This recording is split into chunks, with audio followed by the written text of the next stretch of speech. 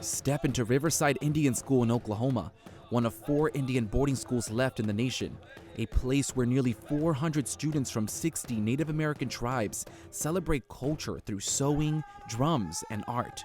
We bring in a lot of different cultures, a lot of different languages, and so that's what's unique about Riverside Indian School is that we're all Native. It's also a place where alumni return to share their pride. While the Bureau of Indian Education restricted our access to students for privacy and security reasons, Riverside alumnus Benjamin Blackstar tells us he teaches art, so the tradition lives on. Art for the Native American genre is quite small. I figured that if I were to come back and help our students try to get a hold of any type of talent that they had, especially whenever it comes to arts visually, that would be really fulfilling and satisfying for me. But Riverside wasn't always this way. From 1819 to the 1970s, the U.S. government funded more than 400 Indian boarding schools like Riverside. By 1925, over 60,000 Native children were enrolled. Families felt they had no other choice but to send their babies, their precious children, away where they were being drilled to hate themselves. Many taken from their families and forced to learn Euro-American culture, speaking English and practicing Christianity.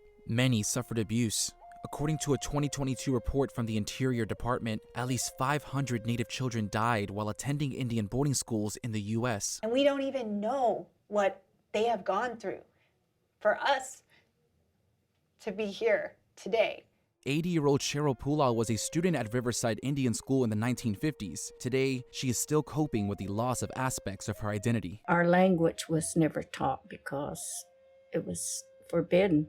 I wished I could speak it, but I can't. Her hair, she says, is known as a crown in Kiowa culture. We don't cut our hair unless there's death in the family. There was no one to braid our hair every day, keep our hair braided.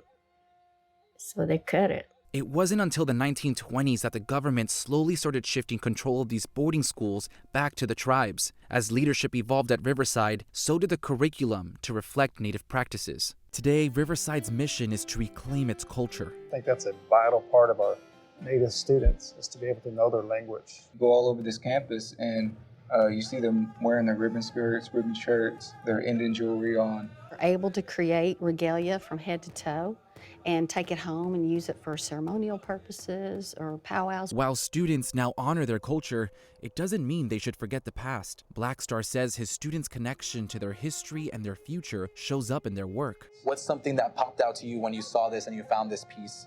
I see, this, it looks like a child to me. And so this child is sort of facing toward all of these things. They see, the things that have happened in the past, and how some of these events, some of these people, these historic figures impact our world today.